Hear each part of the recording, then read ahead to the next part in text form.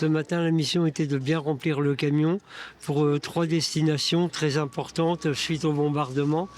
Donc on voulait arriver à mettre l'ensemble des produits médicaux, des lits médicalisés, mais aussi, vous avez vu, des oreillers pour un hôpital.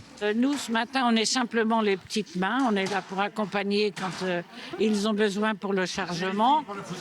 Les hommes sont des bénévoles qui viennent pour le chargement et qui vont chercher aussi les lits ou les matelas dans les différents lieux avec Jean-Claude. Et puis nous, on se partage les tâches entre les vêtements, la vaisselle, les médicaments et les produits d'hygiène aussi, oui. Oui. Et la nourriture. Et la nourriture, oui, l'alimentaire.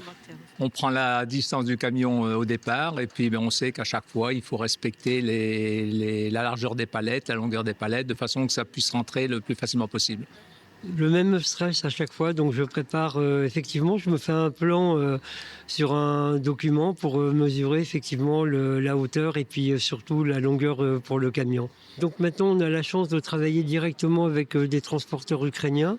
En gros, en partant aujourd'hui, nous sommes mardi, ils devraient arriver vers la frontière ukrainienne dimanche pour pouvoir rentrer en Ukraine. Et en principe, lundi, ils seraient déchargés sur effectivement les 3 villes où ils vont se rendre, à Odessa, à Rvino et puis à Kelminsky.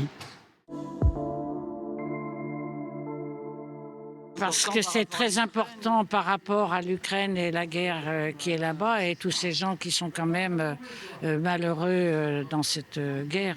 Et nous, on a quand même tout ce dont on a besoin. On est en paix, donc c'est normal de partager et de les aider. Et comme on a du temps, on préfère mettre notre temps libre à profit pour aider. Mais la motivation, c'est surtout l'utilité que vont avoir ces lits quand arrivés là-bas et puis aider Jean-Claude qui, lui, s'en occupe vraiment à 200% de ce qu'il pourrait faire. On ne peut pas refuser cette aide.